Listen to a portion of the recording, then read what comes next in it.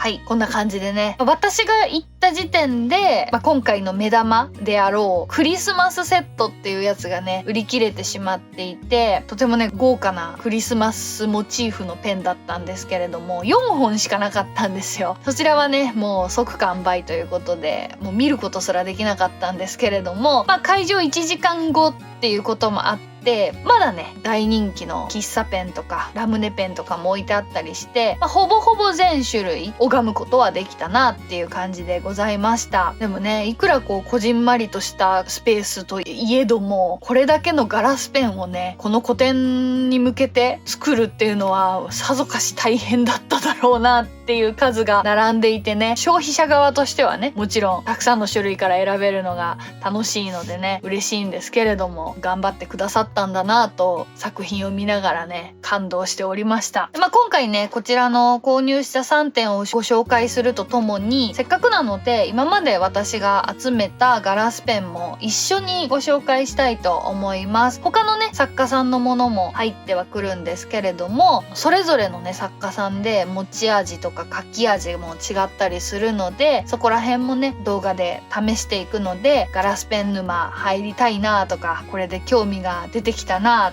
ていう方のね少しでも参考になれれば嬉しいです。さあ、というわけでね、まずこちらぐるぐる巻きになっているものなんですけれども、これはねガラスペンではなく、じゃじゃ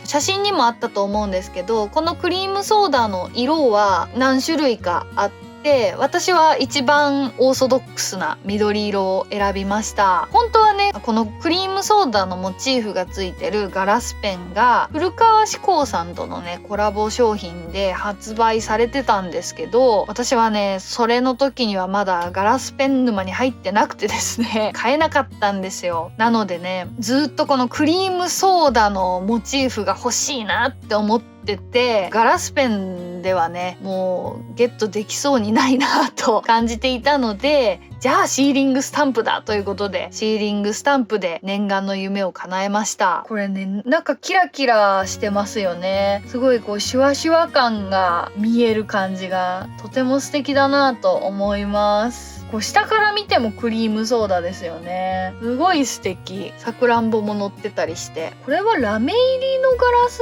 なのかもしれないですね。近くで見た感じもすごいラメラメしてて、でそれとは別にね気泡も若干入ってて、それがまたねこう炭酸感があっていいですよね。この下の軸の色も結構たくさん種類があって、全く違う色の組み合わせがいいなと思ってピンクを選んできました。とても可愛い組み合わせが買えて嬉しいです。いや、このねクリームソーダの色もね、この緑が一番オーソドックスじゃないですか。だから私はこれの色がいいかなとも思ったんですけど、実際にねたくさんの種類を見てると、いや紫も可愛いなとか青も素敵だなとかすごい迷うんですよね。なのでね結構目移りしちゃったんですけれども、やっぱり最初に思っていた緑にしました。でこちらはねシーリングスタンプなのでヘッドがついております。これもクリームソーダかな、クリームソーダ柄のシーリングスタンプですね。これはね動画の最後に実際に押してみたいと思います。でねシーリングスタンプって普通はこの持ち手ハンドル部分とこのヘッドの部分ってねじればね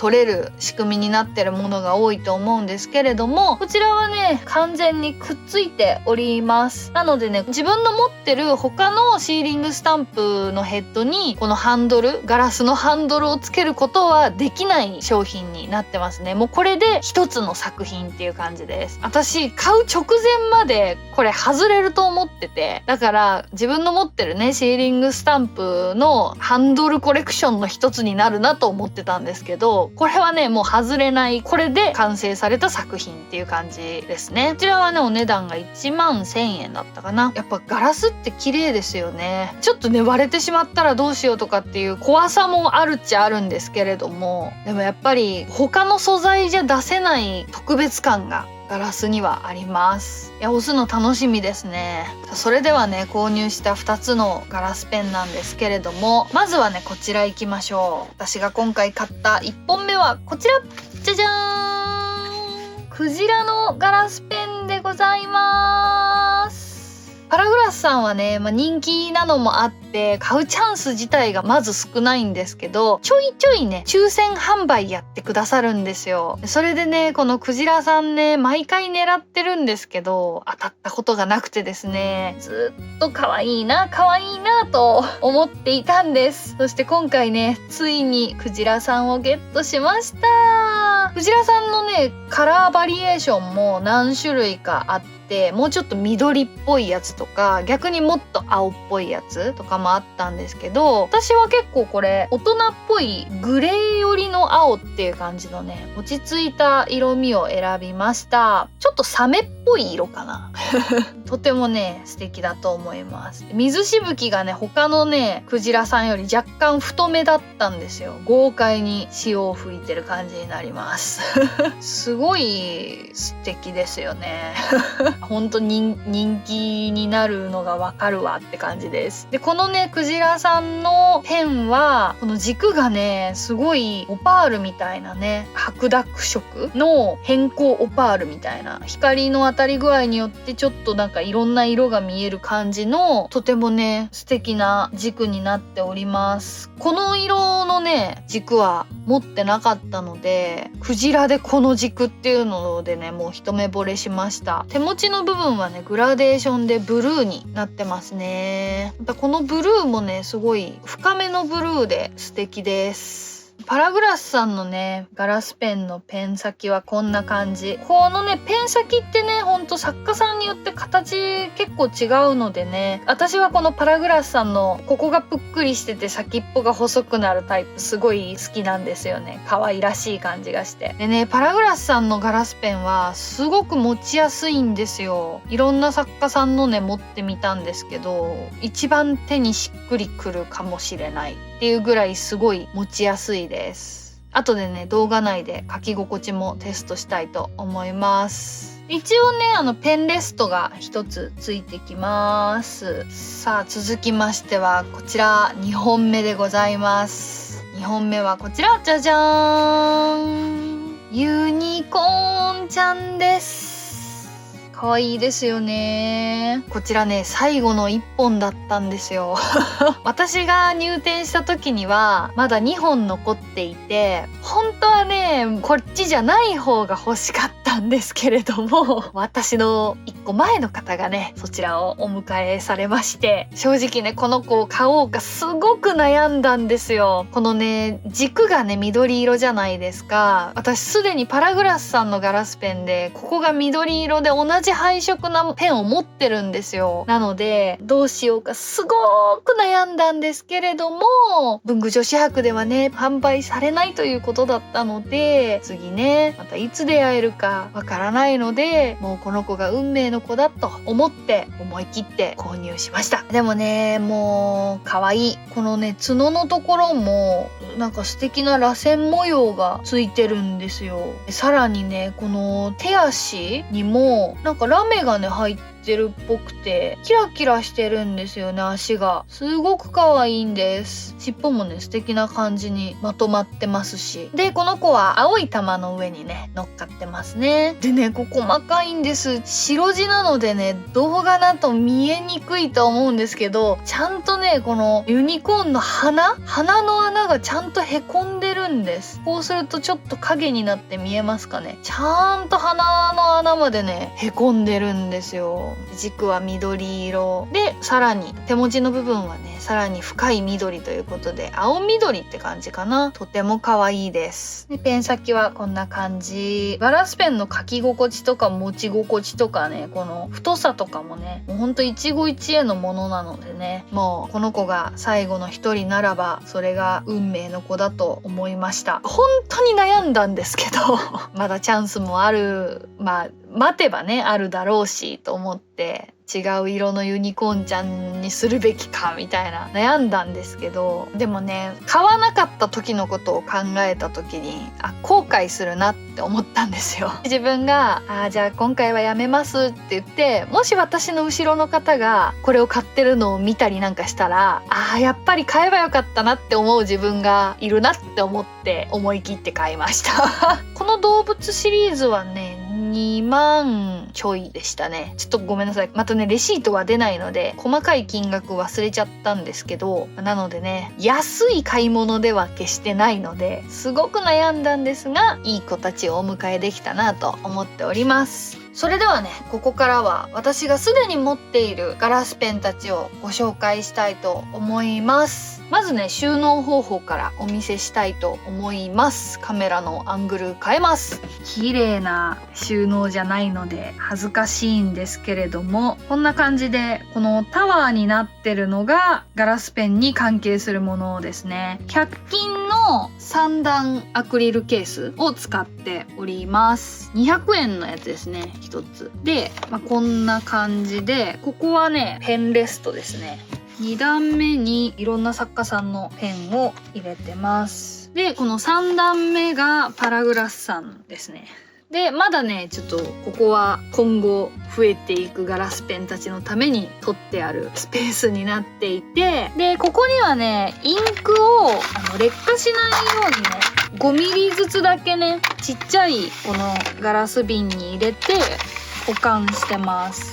こんな感じでラベル貼ったりしてね、元瓶をね開けたり閉めたりすると劣化しやすいかなと思ってね、劣化しても泣ける量だけを小分けにしております。で今回ね試し書きはこれがねパラグラスさんのインクなので、この3つをね使って試し書きしていこうかなと思います。はい、元アングルに戻ってまいりました。このね100均の3段で200円のアクリルケースはとてもコスパいいですね。見た目もそんなに安っぽくないし、プラスチックのねケースなのでこう薄いプラスチックではあるんですけど、パッと見ね全然そんななんかうわー100均って感じもしませんし、実際200円ですしね、十分役割を果たしてくれてるなと思っております。で中に入ってるこのトレイも100均のアクセサリートレイになります。ふわふわのねベロアみたいなね生地が貼ってあるトレイなんですけれども、本来はねネックレスとかを入れるトレイなのかな。これがガラスペンにぴったりなんですよね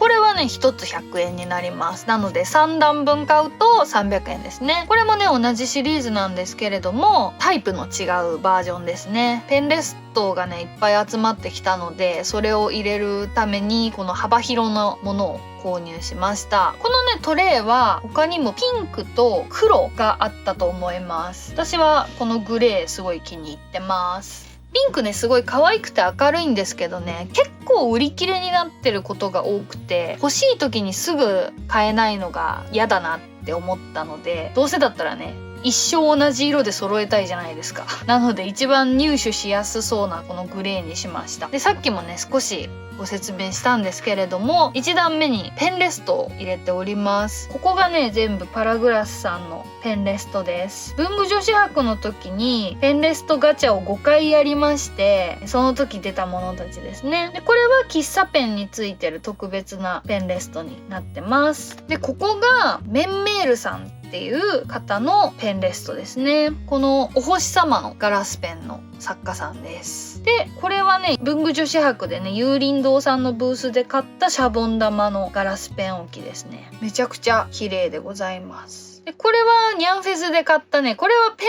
置きじゃないんですけどペン置きとしても使えるなと思って購入した猫ちゃんのガラスモチーフですね。でこれはね 3B さんのノベルティですね。文具女子博で購入特典だったかな、ちょっと忘れちゃったんですけどペン置きになります。ちょっとガラスペンを置くには細すぎるんですけどね、これぐらいだったらいけるかな。ついつい集まっちゃうペンレストでこれね以前文具マーケットでご紹介したゴーヤガラスペンですね。すごい気に入ってます。これね入ると思ってなかったんですけどギリギリ入りましたねでこれはペンネジュークスさんだったかな、ネットで購入したミルクティーペンですね。これはどのペンよりもちっちゃいんですよ。なので気軽に使えるかなと思って購入しました。若干細めですね。今回私がご紹介してるガラスペンはだいたい値段が1万円以上から2万5千円以下って感じかな。ちょっと1個ずつね細かくはもう忘れてしまったんですけれども、3万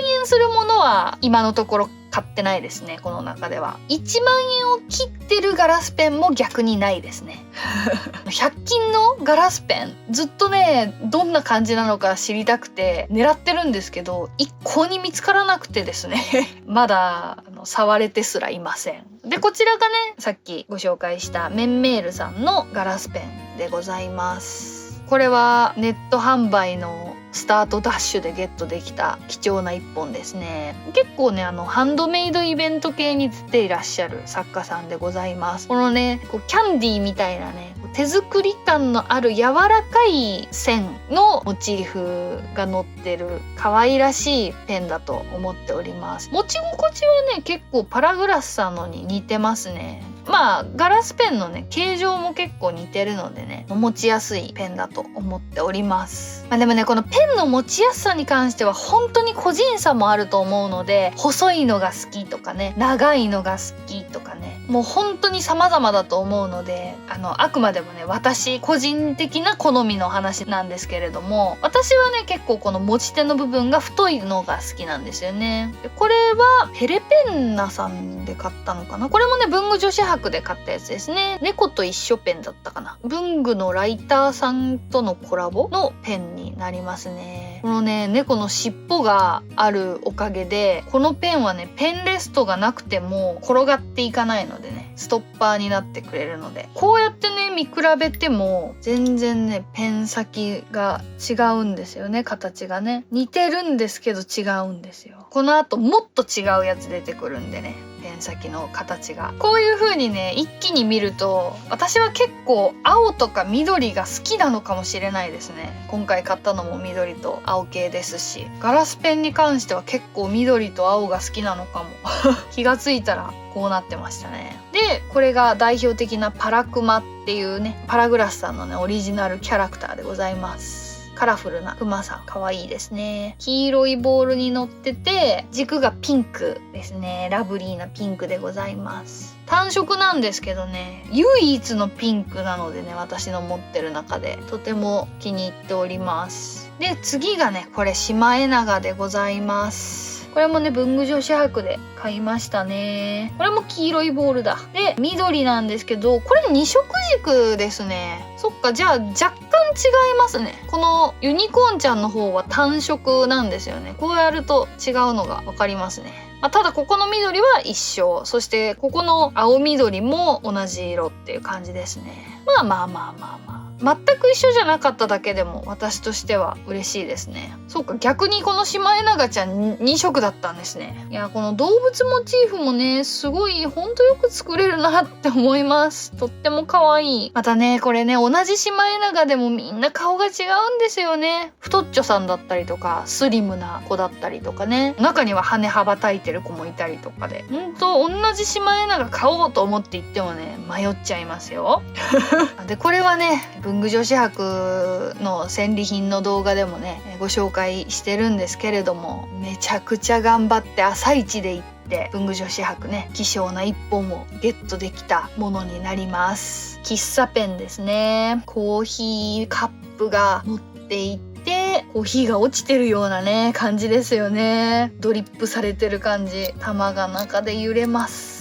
とても素敵。この描いてる時にねカラカラ言うのも素敵ですし、また色もね大人っぽくてすごく気に入っております。でこれはもうずーっとロングセラーっていう感じでもうずーっと大人気のラムネペンですね。本当に夏の涼しい感じが出ておりまして、ラムネのシュワシュワ感とラムネのビー玉が入ってる感じがとても素敵でございます。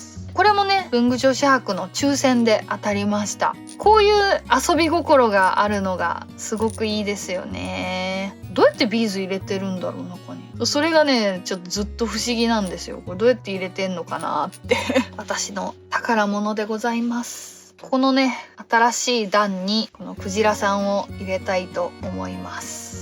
でねこのユニコーンさんなんですけど、なんとね背が高すぎて入らないんですよなのでね今このユニコーンさんと同じくねあと2本長すぎて入らないペンがあるんですよ。それはね立てて飾れるように 3D プリンターでね専用のペン立てを作っております。出来上がったら X でもしかしたら紹介するかもで以前ねご紹介してるんですけれども、ここに入らないガラスペンの一つがこちらになります。文具マーケットでね購入したフレームワークスさんの金魚のねペンでございます。これはね特殊ですよね。この金魚さんがねとても大きいので当然入ることもなくっていう感じでね立てて飾れるように準備中でございます。そして私が持ってるガラスペン最後はこちら一つ坊さんのゾウさんでございます。こちらですね、ちっちゃいゾウさんがね乗ってるんですよ。すごいねべっ甲みたいな色のペンになっていて、ここが三角形なんですよね。他のガラスペンとはまた全然違う形の独特な作品でございます。このねペン先も全然違うんですよ。で一つ坊さんのペン先はねここがめちゃくちゃ細いんです。なのでね最初初めて見た時はね書いてたら折れちゃうんじゃないかと思ってねとても怖かったんですけど、とても書き心地が良かったんですよ。びっくりしましたそうでもねこれは他のペンよりもね圧倒的に長くてですねこんだけあるのでね当然入ることもなくということで結構ね箱にしまわれてることが多いです。やっぱねガラスペンね無造作にお外に置いとくとね割れちゃうかもしれない恐怖があるのでね、どうしてもねちゃんとしまえないものはね箱に眠っとく時間が多くなってしまいます。他にもねこういうねフォンテさんのねガラスペンとかもあるんですけれども1000円しないぐらいですもんね。ただねやっぱり作家さ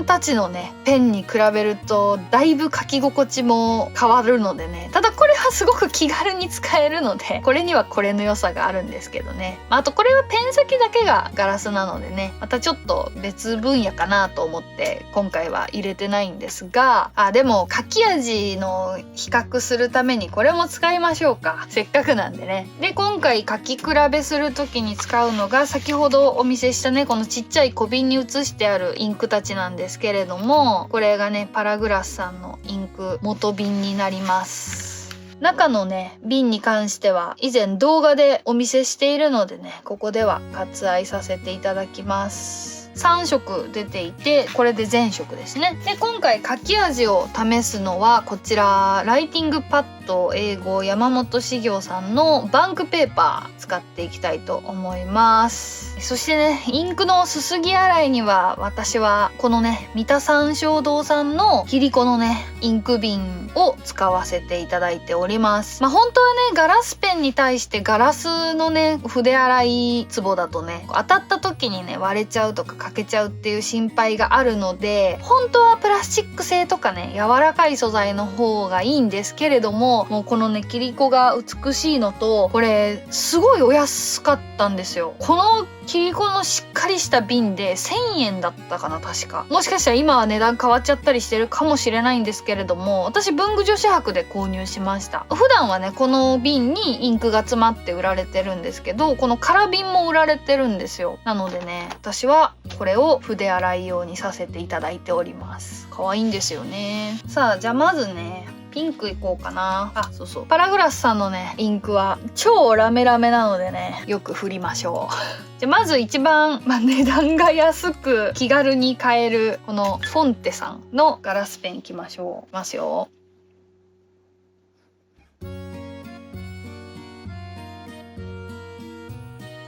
若干引っかかるのとやっぱりねインクがもう出ない結構ねいっぱい溜まってるはずなんですけどインクが落ちてきてくれないですね。全くね先に行ってない。全然書けなくなってる。結構ね何回か使ってるんでちょっと今いつも以上に書けなくてびっくりしてるんですけれども、来たちょっとやっぱりでも伝達悪いですよね出がいいところと悪いところがある。でもこれ多分すごく個体差があると思います。私が今使ってるこのガラスペンが結構引っかかりを感じるんですよ。フォンテさんのね多分文具女子博でのブースは試し書きはできないと思うのでもう運だとは思うんですけど、ただね泣けるお値段なのでねこういう感じの滑らかさっていう感じですね最近ね100均でついにガラスペン発売されちゃったのでちょっとね分が悪いですけれども、でもこのフォンテさんがこれを発売した当初はこの値段でガラスペンが買える、しかもキャップがつくので持ち運びも便利安心っていうね、画期的でしたからね。以前もうちょっとね滑らかに書けた気がするんですよ。なのでもしかしたら使ってるうちにちょっと摩擦で削れてきちゃったのかもしれないですね。書いた感じがねこういう感じで太めですよね。もちろんねインクがちゃんと出ればとてもスムーズにね書けてるんですけれども、ちょっとねカスカスになっちゃう時もあるよっていう感じのペンでございました。お値段がね1000円いかないぐらいだったんでね、700円とかでしたっけ。結構前に買ったんでもう忘れちゃったんですけれども、動画だとねこのラメの感じは見えないかな。ギラギラしてるんですけど落ち着いてるんですよね。これ何の紙を使うかによってねまた発色全然違うと思うんですけど、バンクペーパーに書くとねとても落ち着いた色に見えますね。光り方もねとてもシックな感じの光り方をしております。さあそれではここからですよ。特徴的なこの一つ棒さんいきましょうか。一つ棒さんはね本当に細いんでね、じゃ今度緑いきますか。いきます。こんな感じですね。めちゃくちゃ細い。音もねすごいんですよ。音聞こえるかな。浮かして書くとさすがに書けない。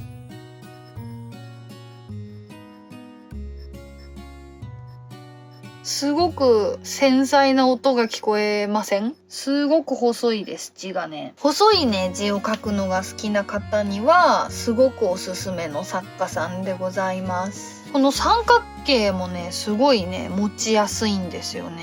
この三角形の形は本当他のペンだとあんまり見ない形なのでね持ちやすいです。であと音がいい。スースーっていうねとても涼しい音がします。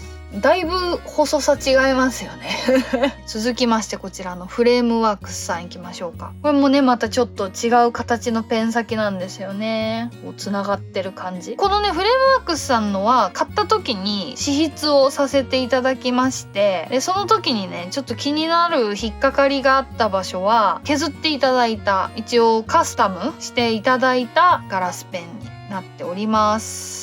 せっかくなので次は青色でいきましょうか。いきます。ぬるぬるあんまりねガッガッガッって引っかかるのは好きじゃなくて、ぬるぬるかける方がいいんで削ってくださいってお願いしたんですよ、購入した時に。とてもぬるぬるしてますね。やっぱメンテナンスしてもらうとね違いますね。自分好みっていうかいいな。とても書きやすい。すごいちゃんとインクがどんどん減ってきてる感じが楽しいですね。とても気持ちよく書けるペンになっております。はい、フレームワークスさんで書いたのがこちらですね。太さはね結構フォンテさんに近いかな。ほぼ同じかむしろ若干太めかもしれない。いやーでも一緒ぐらいかな。フォンテさんとね青はよくラメが見えますねなんかたっぷり出てる感じが、インクのね出が結構豪快というかスルスルインクが出てくれる感じだったので、ラメもね乗りやすいのかもしれないですね。やっぱりこの一つ棒さんのは細い繊細な感じなんですけど、細い分ねラメも出が少量になりますからね書き心地もとてもいいですよ。フレームワークスさんこんなね大きいモチーフついてるのに全然重くないんですよ。むしろね一つ棒さんの方が重いぐらいなのでねとても書き心地がいいです。次こちらの猫と一緒ペン、同じ青にしちゃいました。ごめんなさい。いい比較になるかな。だいぶ細い。このね猫と一緒ペンはね試筆しないで一目惚れして買ったんですけどね、大事の子にしてて今日実は初めて書くんですけれども、結構細いのとあんまりねインクの伝え割りが良くなくて今困ってます。持ち心地はねとてもいいんですけど、ペン先が細いものはインクのね出がドバドバって感じにならないのでかすれちゃうことも多くなっちゃうかもしれないですね。だいぶぼっとりつけてるんですけど結構すぐインク切れちゃうかも。うまい角度が見つかると出るんですけどね、もうちょっと使いこなしてお友達になっていくしかないかなでも見た感じうまくインクだまりから出てないインクとすぐ出ちゃうインククがあるっぽいんで、うまいことその角度を見極めるしかなさそうですね。でもこのペンのね太さが違うだけでインクの色すらちょっと違う感じがしません？持ちやすさめちゃくちゃ持ちやすいです。ただちょっとインクの出がね思ってたよりは癖があるかなっていう感じなので、もうちょっと仲良くなれるように努力します。これね同じ色なんですけど、やっぱ細くなるとちょっと淡くなるのかな。でやっぱりねラメのノリが若干控えめになりますよね。もう動画だとラメ見えないかな。超個人的な感想でいくと、今のところ一番私好みでストレスなく描けたのはフレームワークスさんですね。字の細さはね一坪さんすごい好きなんですけど、今日なんか初めて買った時に試し書きした時はそんなことなかったんですけど、今日はねちょっとなんかインクの出が悪かった気がする。さあ次メンメールさん行きましょうか。ピンクに戻りましょう。行きます。メンメールさんも結構細いな。私が寝かせすぎなのかな。なんでだろう。なんで今日こんなに出ない？おかしいな。なんかね非常に出にくいですね今日。なんかでもおかしいな。私のペンの持ち方が悪いんですかね。こんなことはないでしょうっていう感じなんですけど、あいうえおが書けない。なんで？どうして？寝かせすぎ？でもねどの方向に回してもね出ない。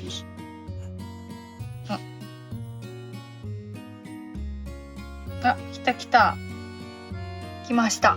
かなり細いですね。思ってたより細かった。いやちょっと私ガラスペンともっと仲良くならないとダメだ。コレクションにしてたらダメですね。だってまだかなりねインク溜まってるはずなんですけどね、出てこなくなっちゃうんですよね。なんでだろう。持ってるガラスペンのいいところをご紹介したくて書き比べをしようと思ったんですけど、これは私が精進にしないといけなさそうですね。ガラスペンの使い方かなり角度がねペンによって違うのかな。インクがスムーズに出るととても細い字で綺麗に書けるんですけど、ちょっとね傾きなのかな、角度とかね、いろんなちょっと条件がうまくいかない時はちょっとインクの出がねうまくいかない時もあったんですけれども、持ちやすさはとても持ちやすいです。いやーでもおかしいな買った時はねかけてたんですよ。だからやっぱ私が悪いのかもしれないです。ちょっとこのインクの出に関しては全部ねこれいいガラスペンたちなはずなので、私が悪いんだと思いますこんな感じ。結構細めですよね。いやこうやってねパッと見るとねなんかちょっと太そうじゃないですか。わかります完全な偏見なんですけど、このペンパッと見た時文字太そうに見えません？中字ぐらいかなとかね思ってたんですけど、かなり細かったですね。だってこの一坪さんより細いですもんね。かなり細かった。いやそれにしてもな皆さんにガラスペンのいいところ伝わってない気がするで次ペンネジュークさん行きましょう。ちょっとなんかもしこの動画見て私の間違ってるところありましたら教えてください。なんかここまでインクが出ないって私が悪い気がする。ペンのせいじゃない気がする。あんまりインクが入ってないのかな。でもねこの瓶傾けて今入れてるんですけど、もうめっちゃひたひたに浸してあるんですよね。だって本来毛細管現象で吸い上げてくれるもんですよね。全く出ないじゃん。おかしいおかしい。こんなに書けないことある？いやこれは私が悪いのかな。おかしいおかしいおかしい。だって逆にですよ、万が一ねこの中にね全然インクを吸わないねペン先がちょっとうまくいってなかったペンがあったとしてですよ、今まであれって思ったの半分以上じゃないですか正直このフレームワークスさんのペン以外はあれって感じしてますもん。ってことは絶対私の使い方が間違ってるっていうかおかしいんだと思うんです。ペンのせいじゃない。なんでこんなにインクの出が悪い？だってめちゃくちゃもうこのボールの部分につくまで浸してるんですよ。それでもこのペン先に滴った分はもちろん書けるんですけど、全然ねインクが持たないんですよね。このペンに定着してないんですよ。おかしいなぁ。これはおかしいですね。私の使い方がおかしいの？でもペンって他にどうやって使うの寝かすとか角度とかあると思うんですけど、あれおかしいな。そしてこのバンクペーパーすごいですね。ここまでボトってなっても全然裏抜けしてないです。感動しました今。もうダメだ、心が折れそう。この全然書けない感じ。どうしたんだ？誰か教えて。私がおかしいの？あいうえおすら書けないよ、このペン。いや、これは明らかにおかしいですよね。だってこんなに逆に書けないペンが私の手元に来てるわけないですもんね。皆さんちゃんとしたメーカーや作家さんですよ。絶対おかしい。ちょっとね、なんか今全然うまく書けなかったんですけど、このペンネジュークさんのこのミルクティーペン、すごくね、他のペンに比べて小さいので筆箱に入れやすい。ガラスペンなんでね、壊れる心配があるっちゃあるんですけど、シンプルな装飾なので、このペン先だけ保護ちゃんとすれば持ち運びも比較的しやすいんじゃないかなとは思います。落としたりさえしなければここからボキッと折れるようなこともないと思いますし、持ち心地はねとてもいいので、ちょっとねごめんなさいね、おかしいな。書き心地も皆さんにおすすめしたいんですけど、なんか今日すごい私とペンの相性が良くないのかしら。全部なんか私困ってますよねこちらがねスピーカーズコーナーさんのゴーヤペンですね。これはね試筆したんですよ、文具マーケットで。やっぱりめっちゃ書ける。めっちゃ書けるよ。スムーズだよ。スムーズだよ。ちゃんとねこう一つの溝使い終わったから次に回るみたいな感じがしますもん。このインクが出なくなった時のね。いやー全然書けるじゃない？いやおかしいなー。なんでさっきの他のやつ全然書けないんだろう。書けるペンと書けないペンがあるっていうのはどういうことなんだろう。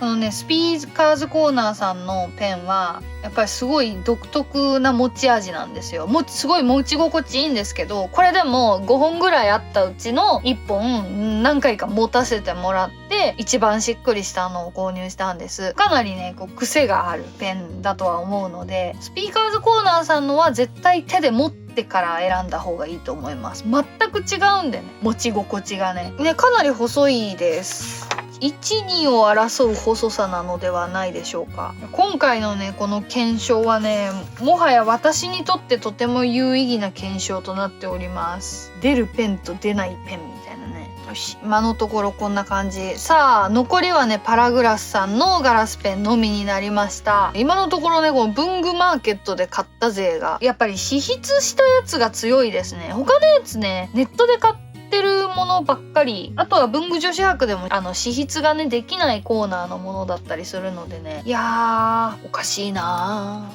特にね一つ坊さんは私届いた時に書いてるんですよ、自分で。でとても書き心地がいいなと思って感動したペンだったんですよね。なので今日インクが出なかったのはちょっとおかしいんですよ。いやーいろんなことが起きますね。じゃあパラグラスさん行きましょうか。まずパラクマ。ペンによってもねやっぱ太さとか違うと思うのでね。全然インク吸ってない。なんでだこれ。インクがおかしいの？すっごい弾いてる。すごい弾いてますね。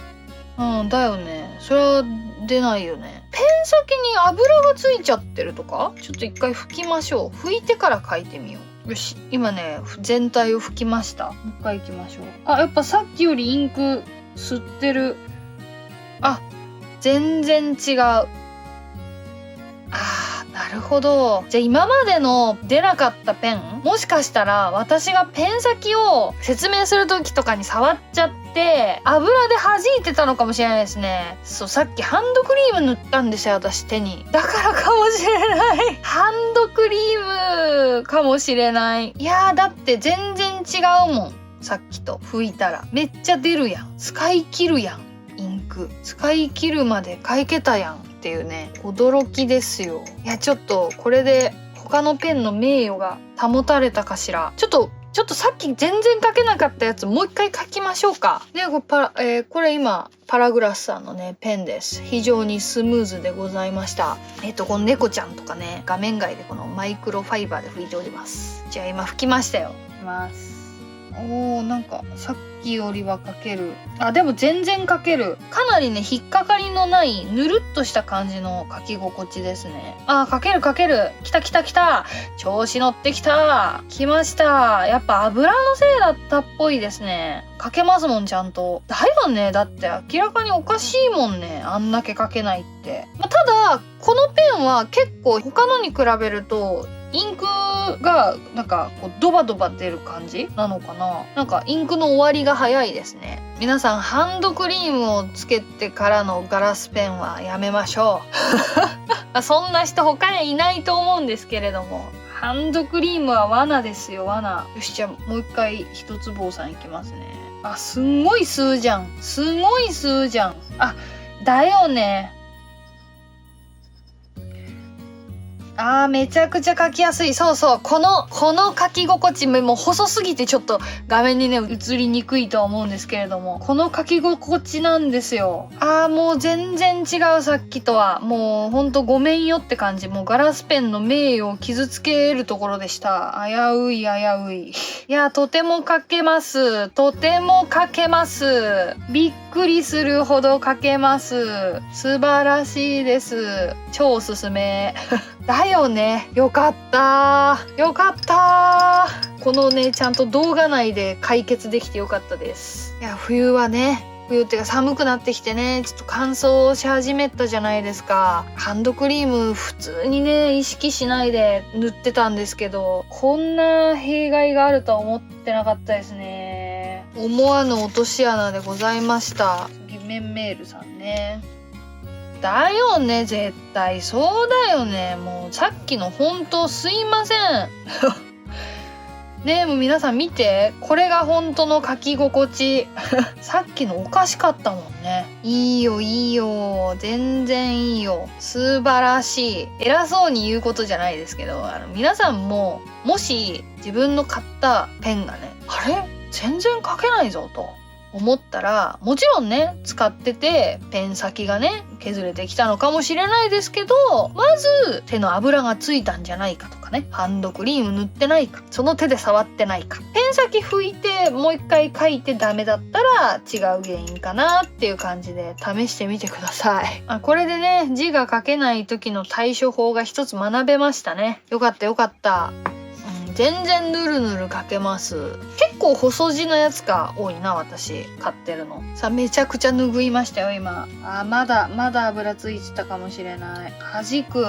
でも見てすぐわかりますね。でも全然違うよ。まだ油ついてんのかな。このね、ミルクティーペンはね、他のペンよりもね、さらに溝がね、深いんですよ。なので、もしかしたら溝のところに油入っちゃったんかな。多分石鹸で洗えば生き返ると思うんですよね。最悪ね。だいぶ拭いたんですけど、どうかな。さっきより全然ペン先にインクが定着してる。さっきだって弾いて何もなくなってたもん。若干ね、元からちょっと引っかかりがあるペンではありますね。まだ弾いてるのかな。でもさっきよりはね、だいぶ良くなってはいるんですけど、これはでもあんまりこんなに油ついてるの？ハンドクリームをガラスペン触る前に塗ったのはかなりの握手でしたね。3度目の正直。でもさっきよりやっぱり良くなってる。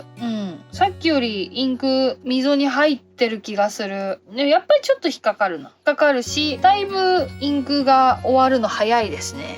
インク持ちがいいかって言われるとって感じですね。いや、個性いろいろあるな。パラグラスさんのペンにたどり着くまでにだいぶ時間食ってしまいましたすいません。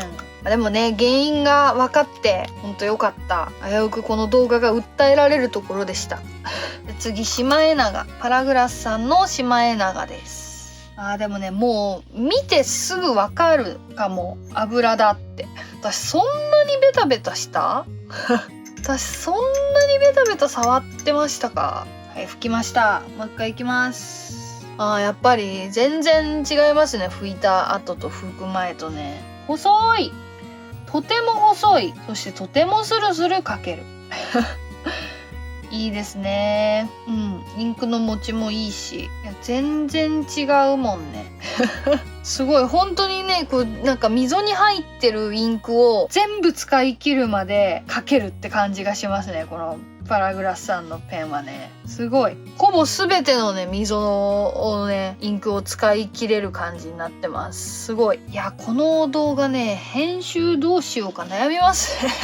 なんか前半、すごいガラスペンにとって不名誉な感じになっちゃって、しかも原因は私のハンドクリームっていうね、茶番劇みたいになっちゃったんですけど、よかった。でもこれでね、自信を持ってね、今日ご紹介してるペンたちをね、おすすめできますね。よし、じゃあ喫茶ペン行きましょう。喫茶ペンもやばいのかな。じゃあちょっと先に拭いときますね。もう怖いから。こんな感じ。いきます。いいですね。やっぱね、ちゃんとね、スムーズにインクが出てくれるいいガラスペンはね、なんか文字も綺麗になった錯覚を起こしますよね。いや、いいです。ほとんどね、全部のインクを使い切ってますよ。すごい。いやー、この動画ボツにしたくないな。ボツにならないといいな。よし、じゃあ次はラムネペンいきましょう。ちなみにね、お見せできてなかったんですけれども、結構ね、細い字が続いております。パラグラスさんのは細いですね。ラムネペンなので、ラムネ色で。拭くの忘れた。微妙ですね。これ多分若干ね、オイリーなペン先になってる。やっぱりほら、もうすぐわかる。なんでそんなに私ペン先触ったかな。ね、こう眺めてる時に触ってたのかもしれないですね、ペン先ね。よし、拭きましたよ。やっぱ全然違いますね。スムーズ。スムーズ。全然問題ない。引っかかりもないし、スムーズに書けます。これラムネペンもね、やっぱインクをガーッと使い切れる感じで気持ちいいですね。すべての毛細管現象がうまく機能しているということですもんね。またね、この書いてる時の音。聞こえます？すごいいい音ですね。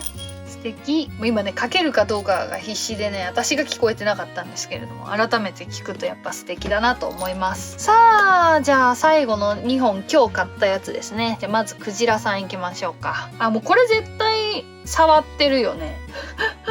よし、いきますよ。すごく綺麗に毛細管現象起きてますね。